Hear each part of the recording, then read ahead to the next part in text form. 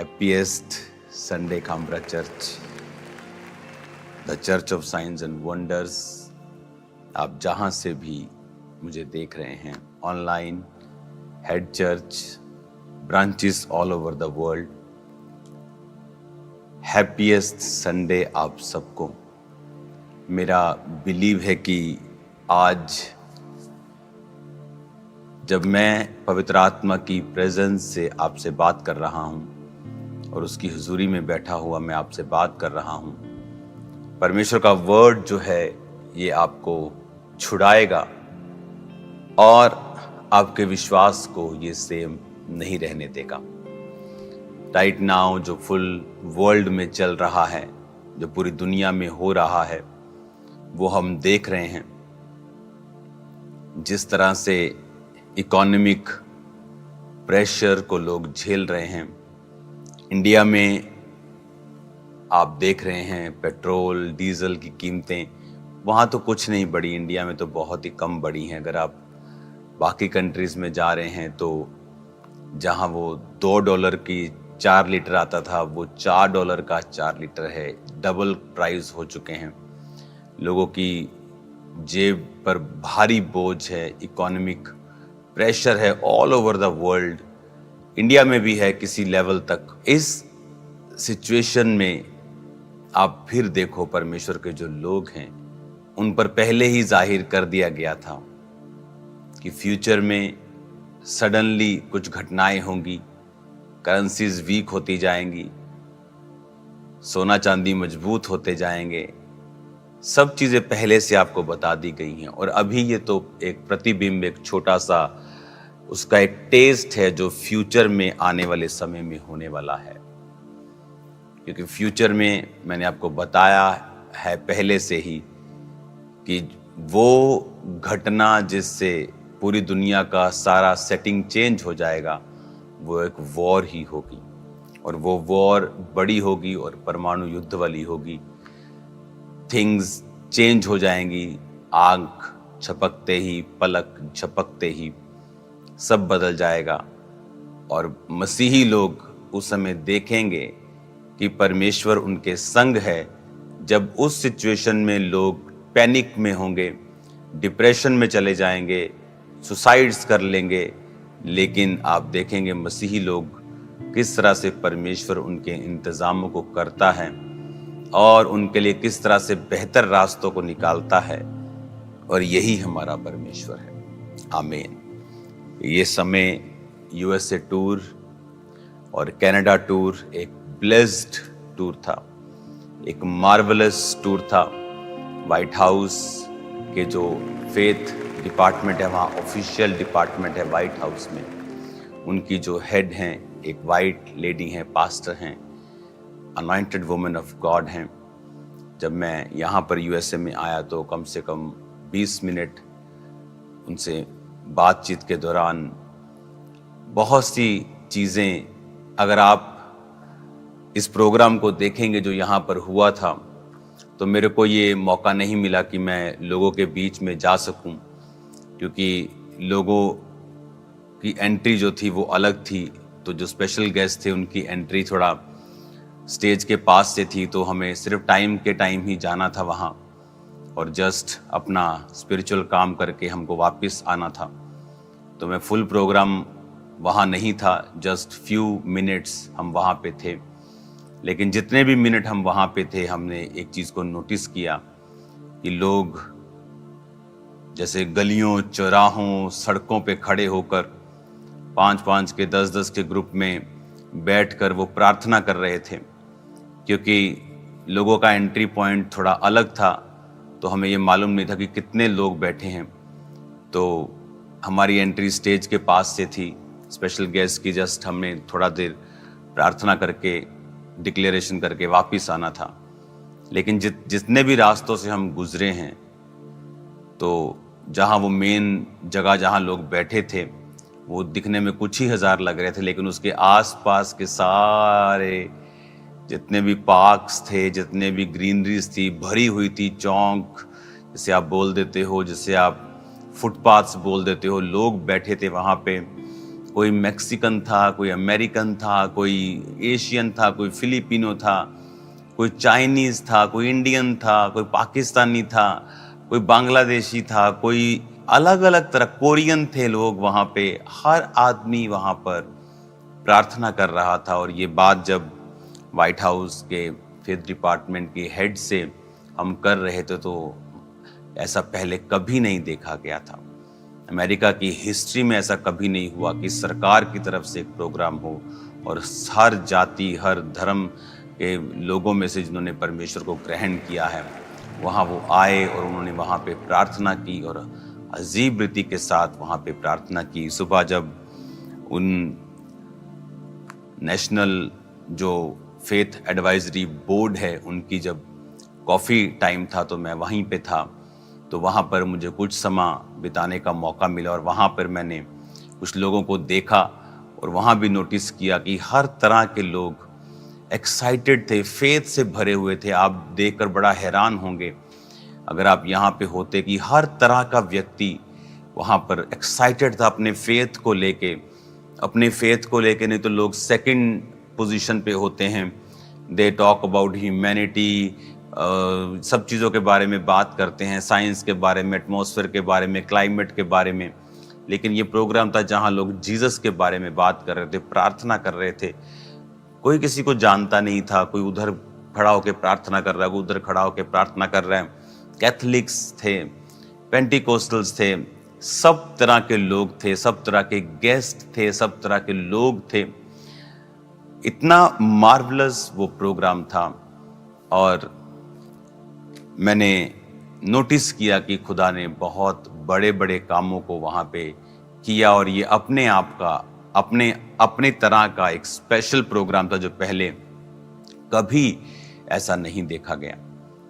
एक great time था वहाँ पे, एक मार्वलस टाइम था वहाँ पे।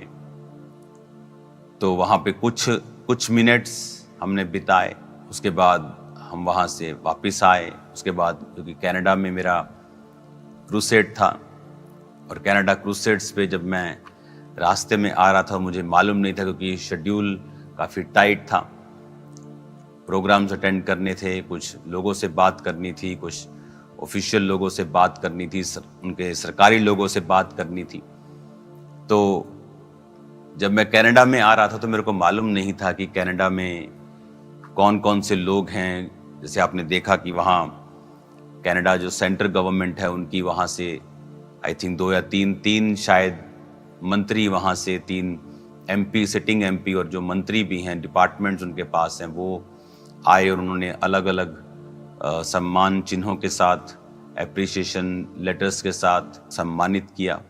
और मैं नहीं जानता था कौन आ रहा है क्योंकि ये टीम से मेरी बात नहीं हुई थी। सब कुछ बहुत जल्दी हो रहा था। लेकिन परमेश्वर ने मुझे जब वर्ड दिया जो मुझे प्रीच करना था कनाडा क्रूसेड के पहले दिन, तो मैं बड़ा हैरान हुआ क्योंकि परमेश्वर ने वो वचन एक राज्य के बारे में दिया था। मैं आपको ये इसलिए बता रहा हूँ कि जैसे हम अपने घर में आके बात करते हैं, सारा दिन क्या हुआ, डैडी बात करता है, मम्मी बात करती है, भाई बात करते हैं, रात को डाइनिंग टेबल पर बैठकर, उसी तरह मैं आपसे आपका अगुआ होने के नाते बात कर रहा हूँ कि यहाँ पर क्या हुआ। तो मुझे नहीं मालूम था कि सेंटर से मिनिस्टर आ रहे हैं और जो लोकल गवर्नमेंट होती है प्रोविंस की, जैसे पंजाब गवर्नमेंट है, ऐसे लोकल जो स्टेट गवर्नमेंट जिसको हम बोलते हैं कनाडा में प्रोविंस बोलते हैं, उस गवर्नमेंट के लोग थे, वहाँ के मिनिस्टर थे, वो भी आए और उन्होंने, वो अलग पार्टी के हैं, सेंटर में अलग सरकार है, तो उन्होंने सम्मानित किया। वो पहले भी मुझे सम्मानित कर चुके थे। तो लेकिन मुझे मालूम नहीं था कि वो लोग आ रहे हैं। लेकिन जब परमेश्वर का आत्मा 1-2 दिन पहले जब मैं अपनी पर्सनल बाइबल स्टडी में था तो मुझे वर्ड दे रहा था राज्य के बारे में कि जो राज्य परमेश्वर के वचनों के मुताबिक चलता है वो राज्य अलग होता है, उस राज्य पे परमेश्वर का फेवर होता है, वो राज्य संघर्ष नहीं करता। लेकिन मुझे नहीं मालूम था कि वो लोग आ रहे हैं। लेकिन जब मुझे मालूम हुआ मीटिंग में, जब मैं आया और मुझे 1-2 घंटे पहले मालूम हुआ कि ये सब सेंटर के मिनिस्टर आ रहे हैं और वो आपको सम्मानित करना चाहते हैं और हमें भी उनको सम्मान देना है उनके आने पर, तो आपको स्टेज पे आना है, उनको बुलाना है। तो मुझे मालूम हुआ कि ये वर्ड जो परमेश्वर ने मुझे दिया था, इसका एक मकसद था कि परमेश्वर ये चाहता था कि मैं उनकी उपस्थिति में, कि जहाँ पर सेंटर सरकार भी हो कनाडा की और स्टेट सरकार भी हो, और उनकी उपस्थिति में मैंने वो परमेश्वर का वचन दिया। इतना बड़ा परमेश्वर ने कार्य किया। कमाल के दिन निकले, मार्वलस दिन निकले। शेड्यूल बस टाइट था, फटाफट आगे। कर्नाटका क्रूसेड्स, अगले क्रूसेड्स, फिर क्रूसेड्स।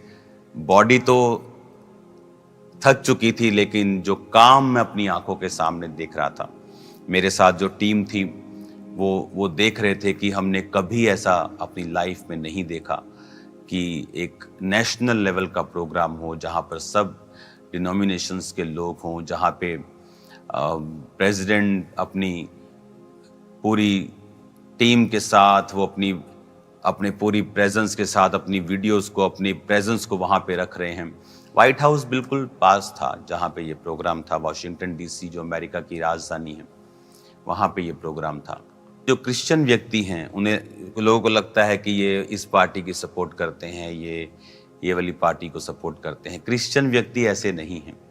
क्रिश्चियन व्यक्तियों का ये काम है कि वो सरकार जो भी हो, उनको वर्ड देना, उनको परमेश्वर की मर्जी को बताना, उनको बाइबल के वचनों को बताना, ताकि कोई भी सरकार हो, परमेश्वर किसी का पक्षपात नहीं करता, लेकिन उस सरकार को ये मालूम होना चाहिए कि परमेश्वर का वचन हमसे क्या इच्छाएं रखता है, क्या एक्सपेक्टेशन रखता है, क्या स्टैंडर्ड रखता है। तो वो सरकार भी आशीषित रहती है, उस देश में भी परमेश्वर आशीष को देता है, और उस देश के नाम को परमेश्वर बड़ा करता है और उसके संग होता है।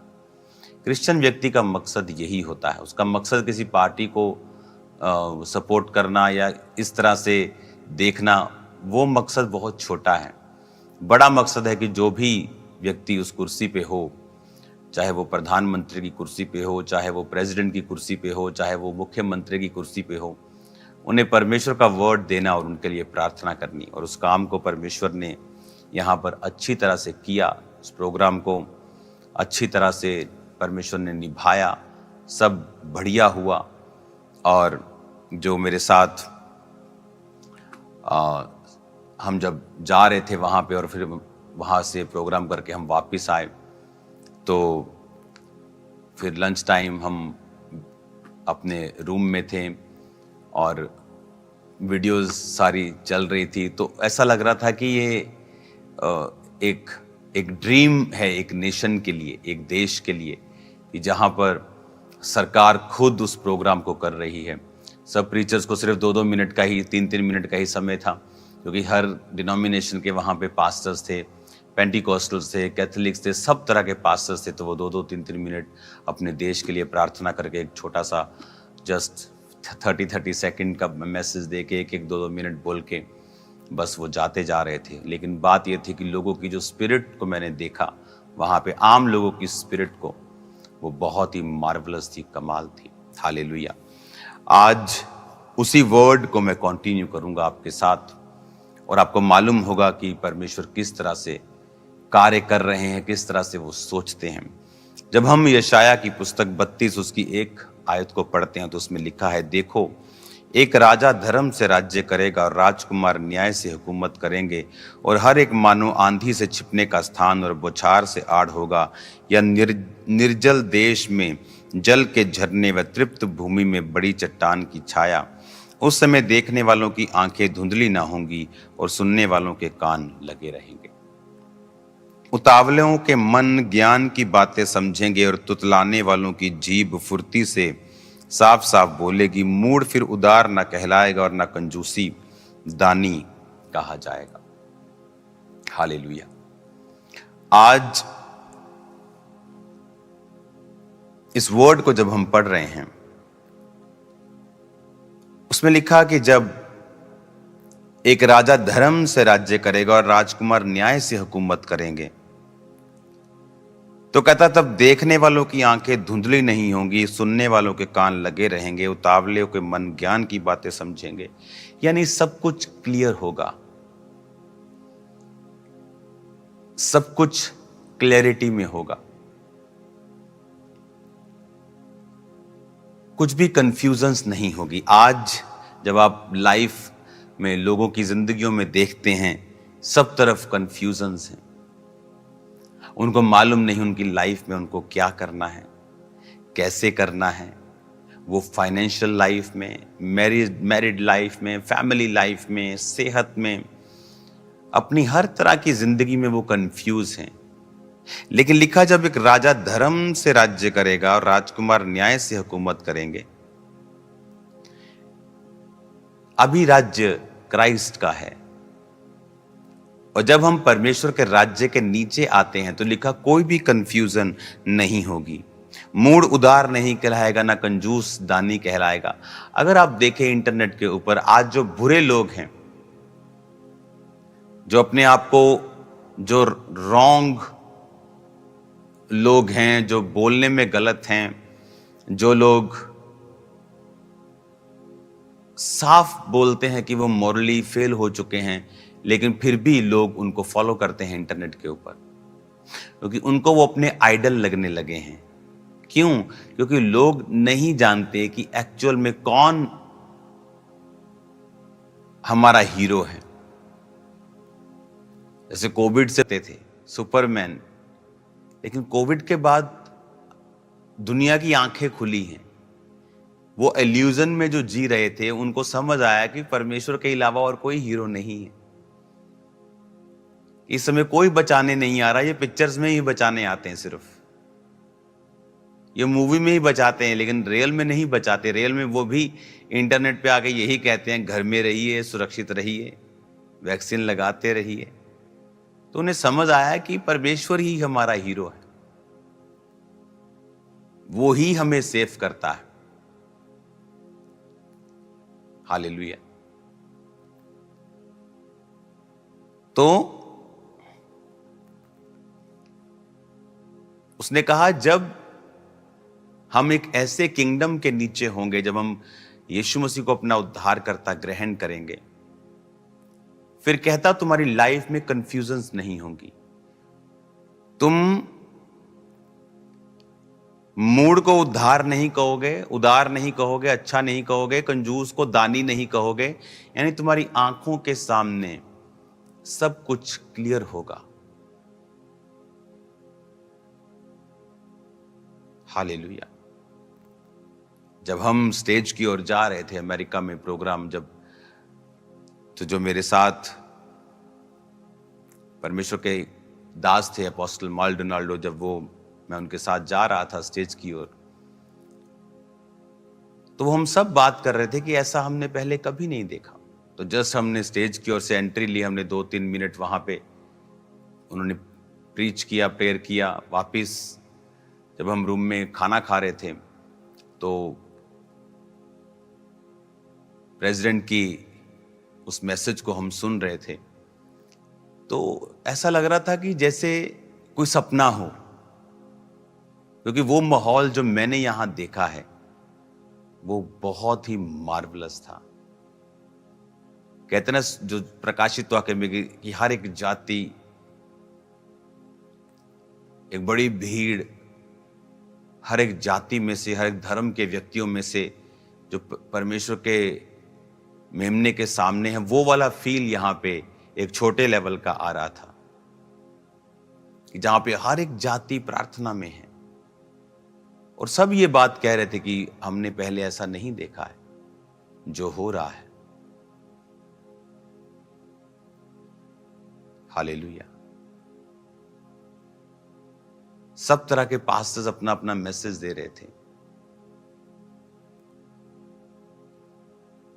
कोई फेथ पे मैसेज दे रहा था, कोई सुपरनैचुरल हीलिंग डिलीवरेंस पे मैसेज दे रहा था, कोई साल्वेशन पर दे रहा था, कोई हिस्टोरिकली चीजों के ऊपर, इंटेलेक्चुअली क्राइस्ट के बारे में बात कर रहा था।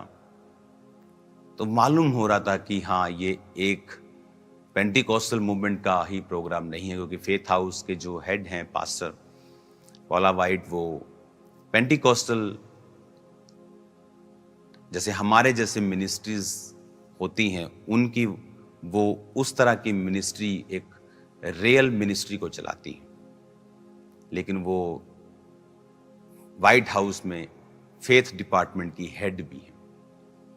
तो जब बहुत लंबी बातचीत के दौरान वो भी यही कह रही थी कि God is doing wonderful things, great things, जो हो रहा है पैसा पहले कभी नहीं हुआ। ऐसी बहुत सी चीजें जो आपसे बोली नहीं जा सकती हैं ऑनलाइन, जो विटनेस की जा सकती हैं, या मुझे पता है या कुछ ही लोगों को पता है, वो मार्वलस है। हमें प्रार्थना करनी है। आमीन। जब क्राइस्ट आपकी लाइफ में आते हैं तो सब कुछ क्लियर होता है, आप कंफ्यूज नहीं होते हैं, क्या करना है क्या नहीं करना है, सब कुछ क्लियर होता है, सब कुछ साफ होता है।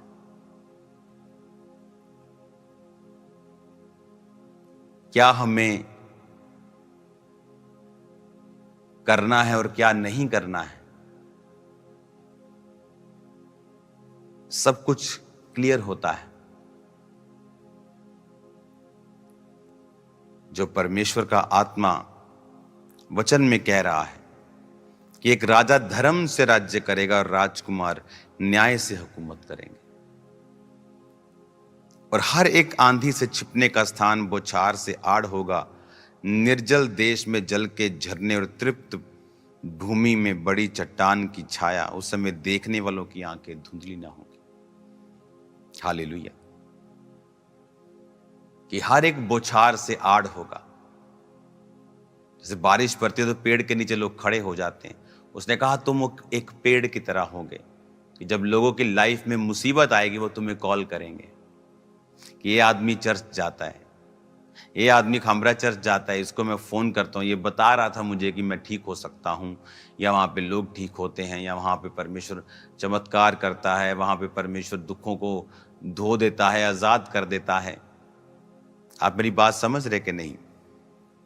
ये ताकत है जब आप धार्मिकता में जीवन जीते हैं, जब आप राइचियस लाइफ जीते हैं। आपके आसपास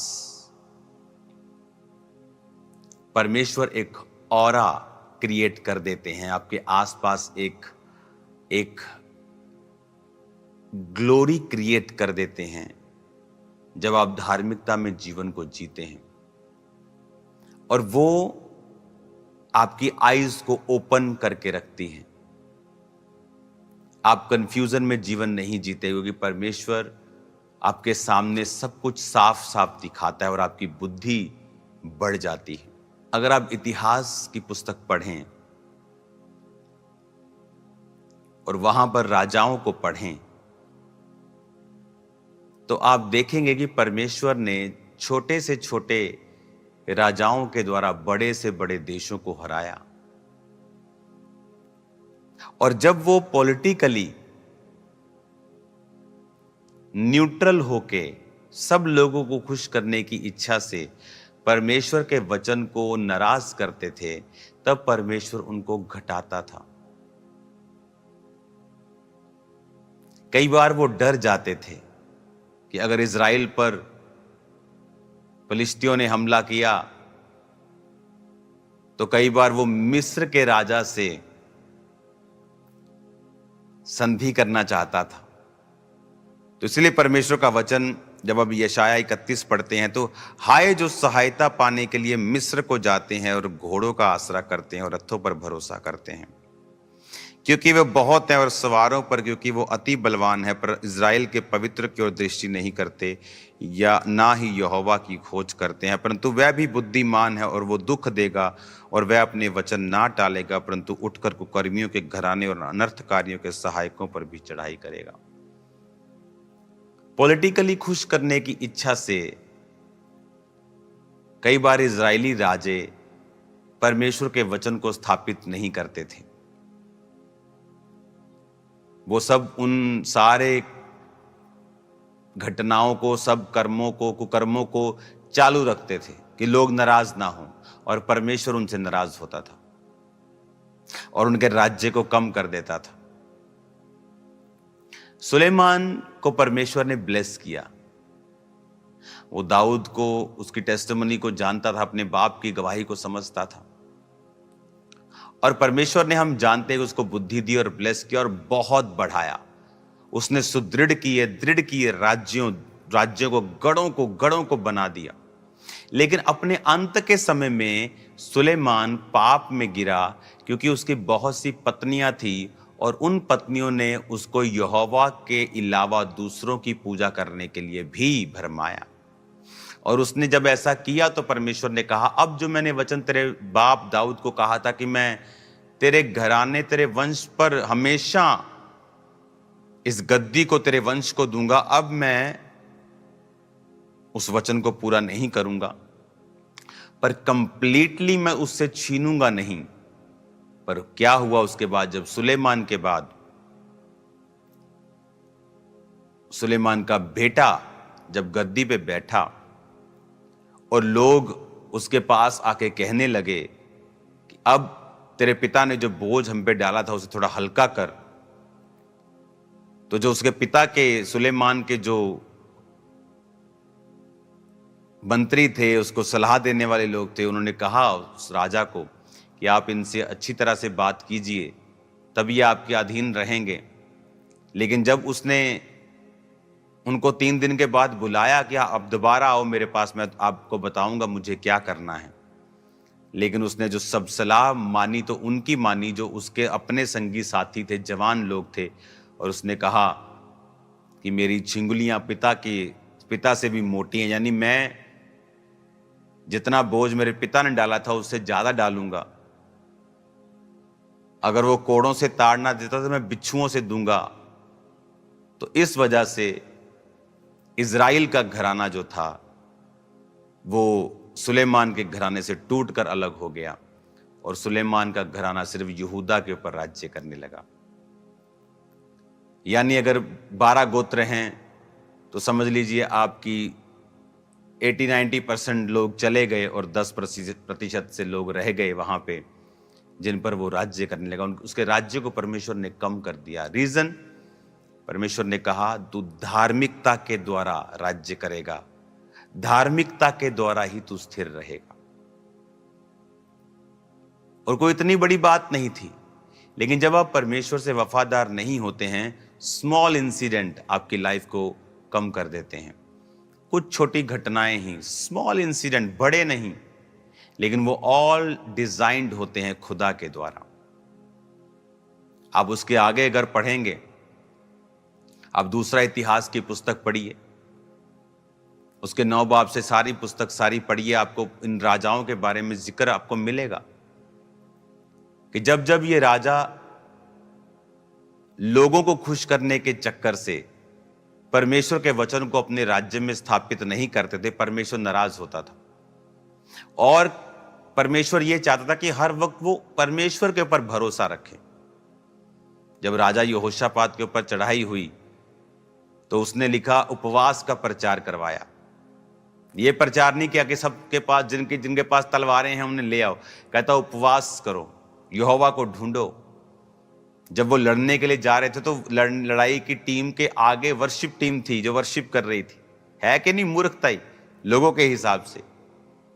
लेकिन जब वो वर्शिप करते करते जा रहे थे तो परमेश्वर ने एनिमी के अंदर एक दूसरे के प्रति नफरत पैदा कर दी। वो आपस में एक दूसरे को मार के लड़ने लगे और एक दूसरे को मार दिया, आपस में मर गए वो। और जब यहोशापात वहां पहुंचा तो सिर्फ लूट लेने के लिए कि वो मर गए थे, उनके धन को लूटा, और इतना लूटा कि दिन लग गए 3 लूटते लूटते। इतनी बरकत परमेश्वर ने उसे दी क्योंकि वो आत्मिक रीति के संग चला।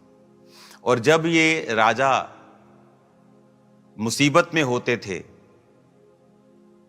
और परमेश्वर पे ध्यान हटाकर मिस्र के राजा को बोलते कि आ हमारी सहायता कर, तो तब भी परमेश्वर नाराज होता था। पूरी बाइबल में आप पढ़ेंगे कि हमें हमारा भरोसा परमेश्वर के ऊपर होना चाहिए। यह वचन जब लिखा गया था यीशु मसीह के जन्म के 730 साल के पहले, अप्रॉक्सीमेट 730 से 732 साल के बीच में ये वर्ड लिखा गया था। तब यशायाह को कैसे मालूम था कि यीशु मसीह आएंगे, कि राजा धर्म से राज्य करेगा और राजकुमार न्याय से हुकूमत करेंगे। हमारे बारे में लिखा है, राजकुमार आप और मैं हैं, राजा हमारा परमेश्वर है। हालेलुया।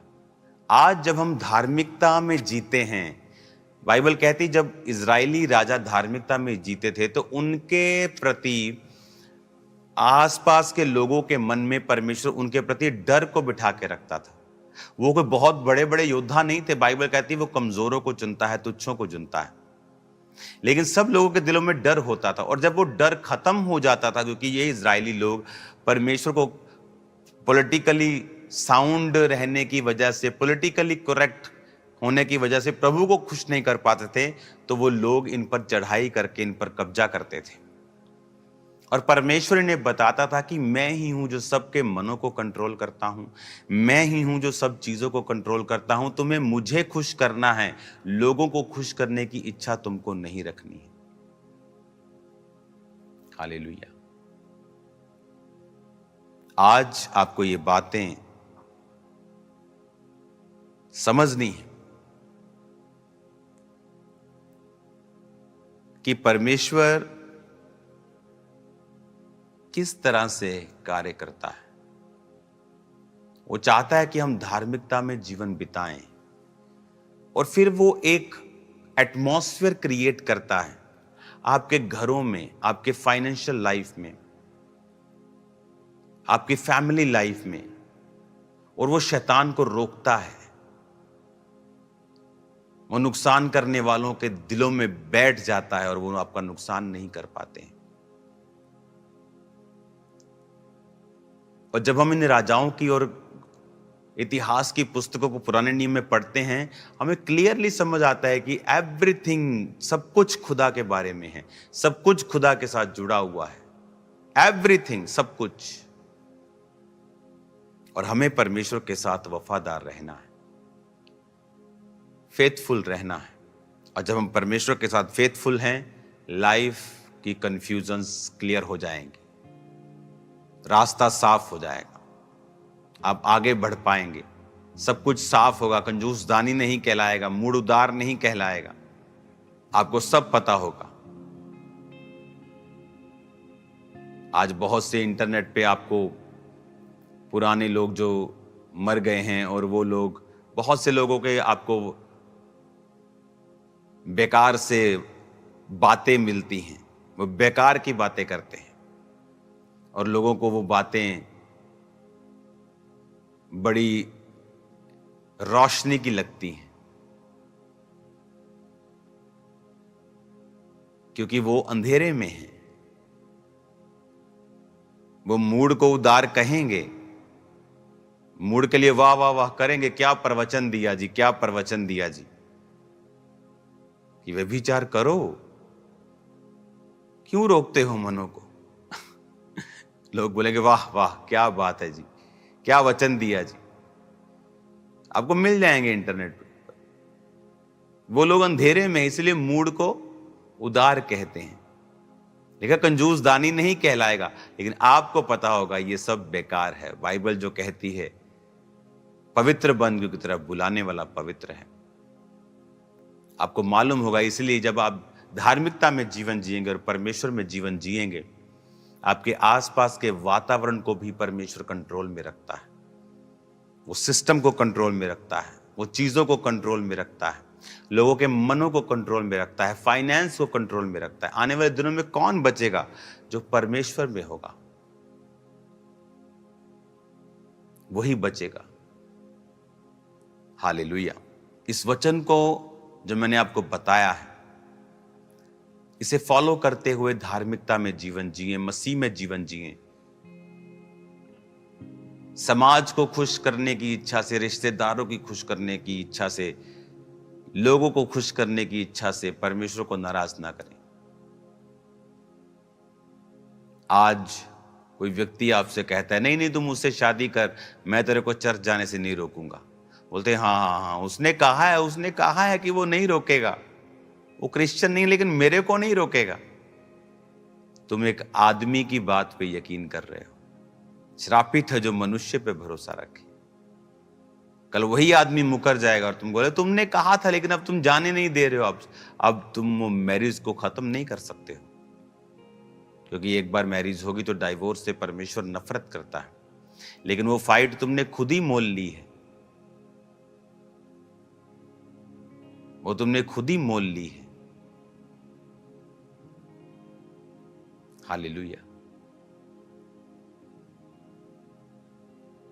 जब आप मैरिजेस करते हैं, मेक श्योर सब चीजें क्रिश्चियन रीति के साथ आप करें। वही तो टाइम है ये बताने का कि हम अलग हैं।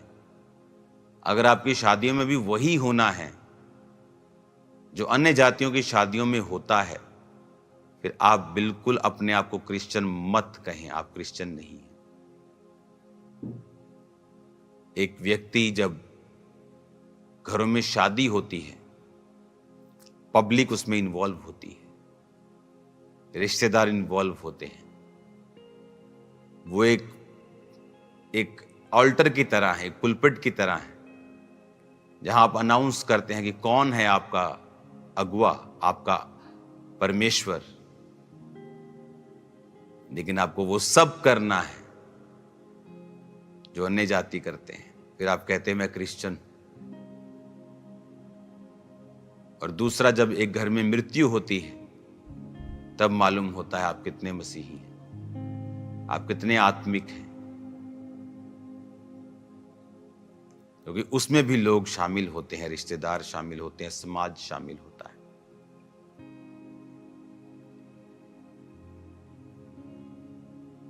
अगर आप उस समय स्टैंड नहीं ले सकते हैं, देन आप कुछ भी कर लें, आप फेल हो चुके हैं उस चीज में।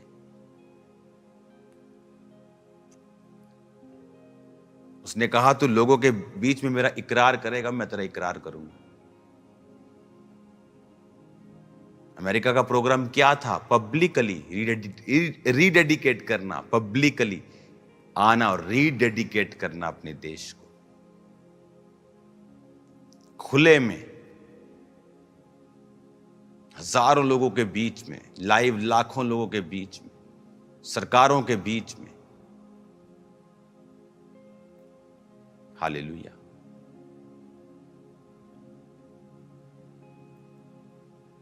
आज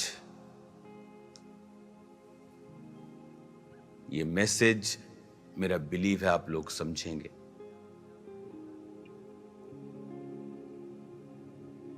और परमेश्वर के वचन को अपने जीवन में प्रथम स्थान देते हुए आप चलेंगे।